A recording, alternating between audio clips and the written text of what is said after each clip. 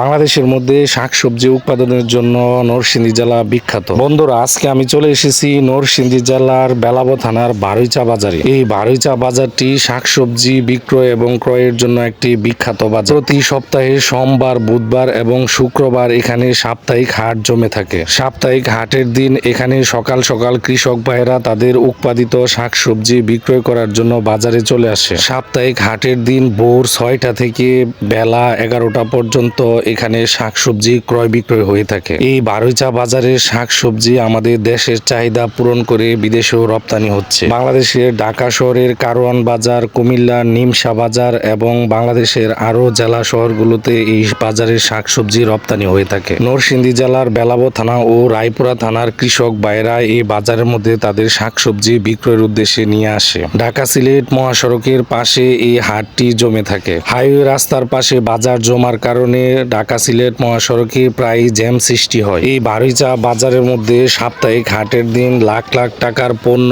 বেচা কেনা হয়ে থাকে। কৃষকরা যখন তাদের উৎপাদিত শাকসবজির ন্যায্য মূল্য পায় তখন তারা আনন্দে আত্মহারা হয়। বিশেষ করে বর্তমানে কৃষি কাজে বিনিয়োগ করার মতো কৃষকের সংখ্যা খুব কমই আছে। কৃষি কাজের বিভিন্ন সরঞ্জাম, কীটনাশক সবগুলির দাম বৃদ্ধি পাওয়ার কারণে কৃষকেরা তাদের উৎপাদিত পণ্যের ন্যায্য মূল্য পাচ্ছে না। বাংলাদেশ ছাড়াও বহির্বিশ্বে এই নরসিংদী জেলার শাকসবজি রপ্তানি হচ্ছে। এই বাজারের মধ্যে সাপ্তাহিক হাটের দিন কৃষকেরা একেবারে টাটকা শাকসবজি বিক্রয় করে।